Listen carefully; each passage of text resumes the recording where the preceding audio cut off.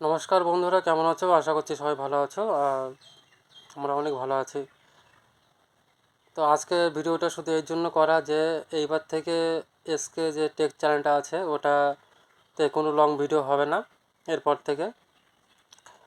আর এরপর থেকে short video হবে, কারণ লং ভিডিও করতে খুবই সমস্যা হচ্ছে।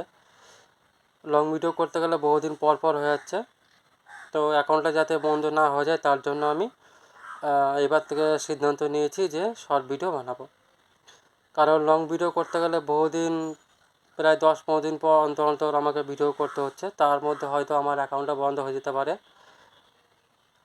এই জন্য এইবার থেকে শর্ট ভিডিও বানাবো, ঠিক আছে?